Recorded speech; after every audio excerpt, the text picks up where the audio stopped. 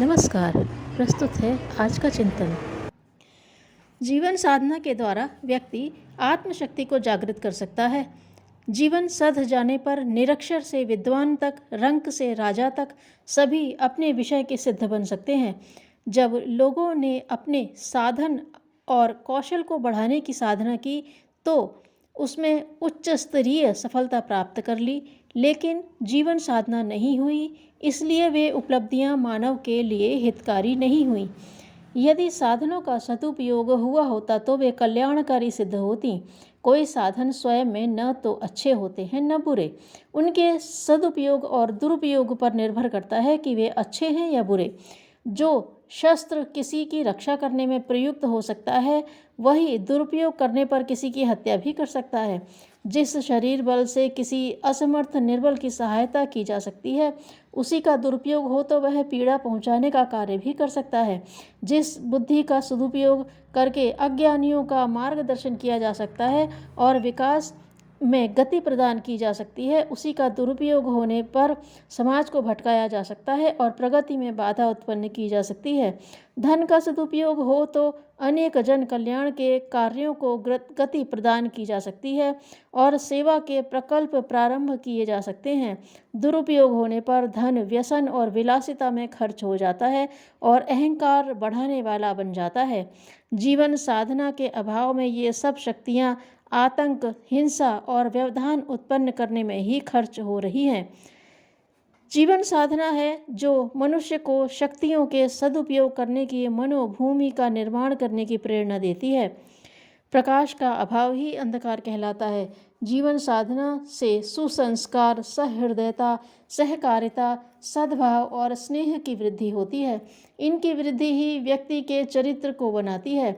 इनके अभाव में राजनेता, धनवान, कलाकार, साहित्यकार और धर्माचार्य भी अपने दायित्वों को भलीभांति पूरा नहीं कर पाते। कहीं कहीं कुछ अच्छे लोग प्रयास करते भी हैं तो संगठन के अभाव में उनकी आवाज़ बुलंद नहीं हो पाती, उनका प्रभाव नगण्य ही रहता है, कोई समाधान नहीं निकल पाता। पूज्य गुरुदेव समस्याओं की चर्चा करने और बुरे लोगों को कोसने में विश्वास नहीं करते। समाधान तब निकलता है जब समस्या के निवारण के लिए सही दिशा में सार्थक कदम उठाए जाएं। सूखते पौधों की पत्तियों को सींचने से काम नहीं चलता, जड़ को खाद पानी देना पड़ता है।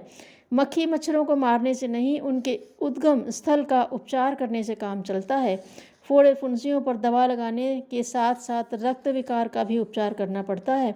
इसी प्रकार देश समाज में फैली अव्यवस्था को ठीक करने के लिए नियम कानून एक सीमा तक ही समाधान कर पाते हैं।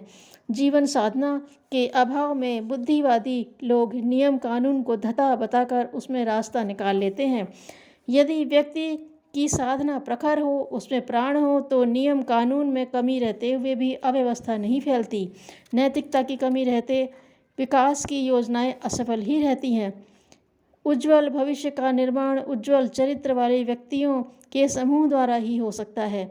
उज्ज्वल भविष्य के लिए अपना उज्ज्वल चरित्र युग देवता के चरणों में जो समर्पित कर सकेंगे, उन्हीं को ईश्वर के अनुदान वरदान मिल सकेंगे, और जो युग के प्रभाव में बाधा उत्पन्न करेंगे, उन्हें महाकाल की प्रताड़ना सहन करनी पड़ेगी। समझदारी इसी में है कि जीवन साधना को ही युग साधना बनाया जाए। जीवन साधना के युग ऋषि की पुस्तक जीवन साधना, जीवन देवता की साधना आराधना और जीवन साधना के स्वर्णिम सूत्र पुस्तकों के स्वाध्याय से जाने जा सकते हैं। उपासना, साधना, आराधना का क्रम अभ्यास में लाना चाहिए।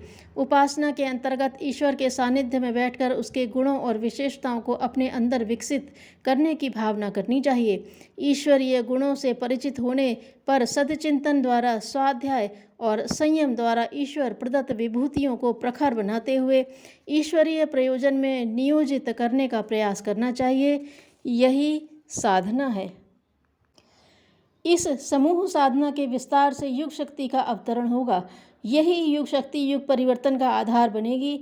युग परिवर्तन हेतु महाकाल का चक्र तीव्र गति से चल पड़ा है, जो अवांछनीयताओं के झाड़ झंखाड़ों को उखाड़ फेंकने के लिए बेताब है। जिसे समय की पहचान है, वे इस नव प्रभात की बेला में सोए नहीं। यह सोने का नहीं, जागने का समय है।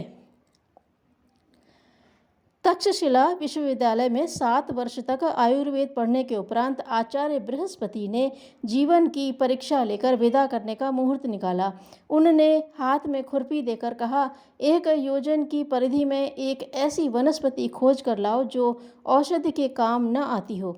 जीवक 1 सप्ताह तक घूमे और लौटने के बाद बोले, गुरुदेव, एक भी ऐसी वनस्पति नहीं मिली जो औषधि के काम न आती हो।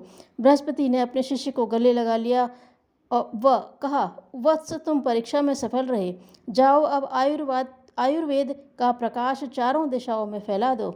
आदर्श शिक्षक मात्र अध्ययन ही नहीं कराते, छात्र को उस विद्या में ऐसा पारंगत कर देते हैं कि वह स्वर्ण बनकर निखर उठता है। अनुग्रह के लिए अंतराल का सुविकसित होना आवश्यक है। आत्मावलोकन का सरल उपाय एकांतवास एवं मौन साधना है। धन्यवाद।